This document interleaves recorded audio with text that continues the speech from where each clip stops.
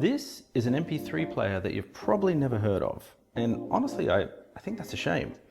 I mean, just look at it. Here we are, since this came out, and it's still an unquestionably beautiful design. And also, based on recent reviews I've seen, I think it might be one of the more misunderstood, or one that people are overly critical of, and that's why I want to share its story. This is the iRiver U100, released in January 2011, which I picked up somewhere around early 2012. Has a 3.1-inch touchscreen capacitive, anywhere from 4 to 16 gigs of storage. This one's an 8 gig model. Had a 3.5 headphone jack and an expandable micro SD slot. But this isn't really meant to be a standard tech device review. It's more of a love letter. Because there's not a lot of reviews online for this being such an old device, and a lot of the recent commentary online seems to be from folks who've picked them up secondhand, and I think it's easier to look back now and highlight some of the flaws of this device, which, by the way, there are some fair criticisms which we'll get into later. But I think there are a number of things that this player did really well, and that's why I want to get into it today. So this is from iRiver, founded in 1999 in South Korea. They were famous in the early 2000s with some pretty cool and unique MP3 players that carved a niche with audiophiles and tech-savvy people who were dissatisfied with simpler MP3 players at the time. They had a real focus on sound quality, design, and feature-rich firmware. And while they had some pretty innovative releases, they faced some intense competition from Apple's iPod, as well as the explosion of multifunction smartphones, and ultimately they struggled to maintain their market share. And by the time this thing was released, iRiver had shifted more towards niche and regional markets, particularly Korea. And while I think this wasn't the last of their MP3 players, I think it was pretty close to it. So given that it was on the tail end of this line of products and mainly focused on the Korea market, probably helps explain why a device like this never really gained much visibility internationally. So how I came to own this was pretty spontaneous actually. It was around 2012, my second time in Korea, wandering around a local e-mart, which for those outside Korea, it might sound like an electronics mart, like a Best Buy or a Harvey Norman, but actually e-mart's a lot more like a Costco. And as we walked through the electronics section, I mean, this just caught my eye. Now it's 2012, right? It's not like we're in the Stone Age. My phone was still a very modern and capable music and media player at the time. But this was still just at the cusp where there was still a case for dedicated devices. Sometimes for quality, like the onboard cameras on these things often weren't as good, and I would often carry a pocket camera. And sometimes for battery life, like these things could drain quickly, so having games or music outside your phone still wasn't uncommon. It was definitely in the process of shifting, but it wasn't quite there yet. This was just so beautiful. I don't remember the exact price, but I do remember it being very attractive at the time, especially since there was also a promotional sticker on the front boasting 1,000 days of streaming music from Korea, which sounded great.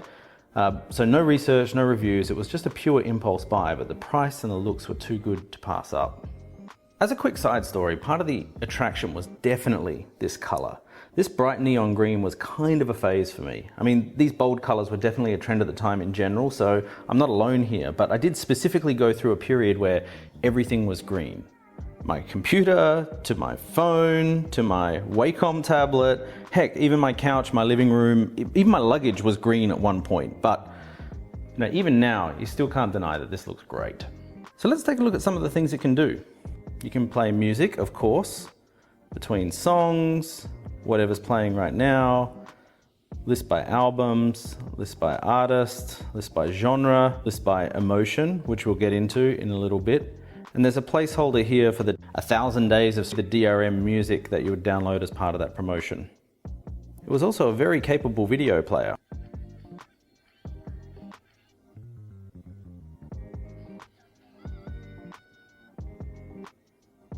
Picture viewer.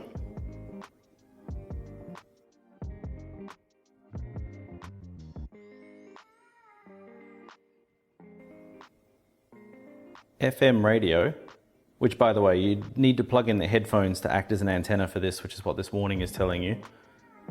Sound recorder. E-reader. I don't even know where this came from. And even a touch-based note-taking tool called Whiteboard. Now interestingly, the files inside the system are under a folder called Memo, but in the UI they call it Whiteboard. But it's quite a capable little doodling tool, a good way to pass the time. I think this is one of the underrated features. I do remember using it a lot on long commutes and travel and just generally killing time with it back in the day. You know, picking this up again for the first time in a while, I'm honestly impressed with how good it sounds. I'm not an audiophile or an expert on what kind of DAC this has, but it sounds great. They do have multiple options for the different EQ settings, including an emulated 5.1 surround and different sorts of modes that you can select, and they do make an impact. Given that it's a company famous for their MP3 players, I really shouldn't be surprised that it sounds so good. But there's definitely something cool about an 18-year-old device sounding just as good, if not better, than some of my other devices around the house at the moment. Now, one of my favorite things about this device is the interface. When people compare it to a Microsoft Zune and they're calling this a Zune-like device, what they're really referring to is the UI, and more specifically, the design language of the UI, which at this time was called Metro UI, or the Metro design language, later renamed to the modern UI. And I love Metro UI, right? It's a flat style of design inspired by Swiss designs and the clean typography of public transport, particularly the King County Metro Transit in Seattle. It championed big, clean typography, bold, accented colors, clean grids, minimalism, and one thing we take for granted today was the peak or the panorama, where you'd see just a little bit of something to let you know there was room to scroll. Keeping in mind, previously we would have pages and pages of things, and this was still getting into the days of endlessly scrolling websites like Facebook and Instagram, but these kinds of little design tricks would let you know that there was more to the page, and this was pretty unique at the time. As a side note, I always think Metro UI got a bad rap because it launched on Windows 8. Now, that made a whole lot of sense if you had a Surface. I had the original Surface RT, the very first one that got released, and it always made sense. It was always a joy to use. But I could see this was definitely frustrating if you had a regular non-touchscreen laptop, and I think that kind of hurt the design at the time. But anyway, I just love how much this interface is inspired by the Metro and the Zune, but still has its own unique twist. So great sounding music, crisp video, beautiful UI and design. Now let's talk about some of the criticisms of the U100. So first up, let's talk about the lag. Because it does have a capacitive touchscreen for sure, but it's not like what you would expect from the phones and devices at the time. As you can see, I can sort of flick this and tap, and it's very responsive, very easy. But this one you have to be a little bit more deliberate. There's no pinch to zoom or anything like that, and you can see that there is a noticeable lag when I'm navigating around. It's not terrible, but it's definitely noticeable. Keep in mind, this was also a time when we were still coming out of many devices having resistive touchscreens where you need a stylus or a fingernail. And while, definitely it had this slick experience on my phone and my tablets at that time, for this price point, that's not really what I expected from this device. And in fact, I'm just trying to exaggerate here with some of these gestures and so on to give you an idea of where other reviewers are coming from. But you'll notice the previous videos where I'm interacting with the U100 weren't that bad, right? Yes, you need to be a little bit more deliberate in your presses, but it wasn't a terrible experience. Certainly it was something that I never considered a detractor at the time. Another thing that folks were a little bit critical of online was the fact that this looks detachable, and saying, oh, isn't it crazy that it looks like this comes apart? Isn't that dangerous? It's a very unique design. It is actually designed to snap together as one big solid unit. There is no way where this comes apart. But I actually found a photo from when I originally bought this back in 2012, and you can see the sticker on the front here shows that it comes with a warning letting you know that it's not detachable and don't try it. I never found that to be an issue. When I handed it around to folks, they never tried to twist it off or anything, but it is a fair criticism that it could be misleading. Another aspect of the U100 that crops up a lot online and cops a lot of heat is the Emotion UI feature. Now, this was heavily advertised in their marketing, alluding to the promise of matching the user's mood. In fact, the simplest way to describe it is it's a fancy theme switcher. I can tap on my mood up here, choose my emotion, and not only does it change the background, but it also changes a default playlist that's built in. This is what we were alluding to earlier by having one of the music pickers being by emotion.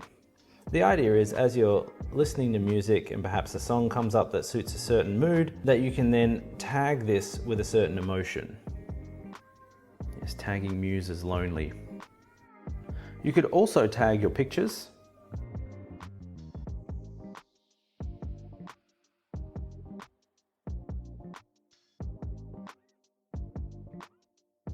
And then after being tagged, they will show up on the wallpaper along with the playlist.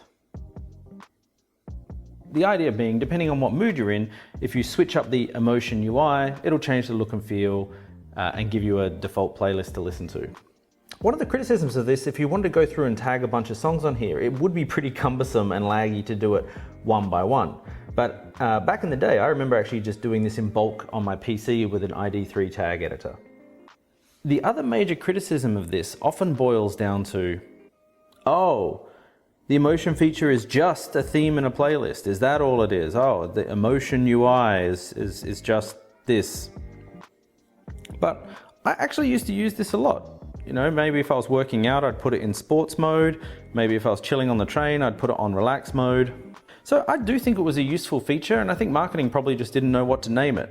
Like I said, it's based on your mood at the time, so I can see why they went with emotion UI.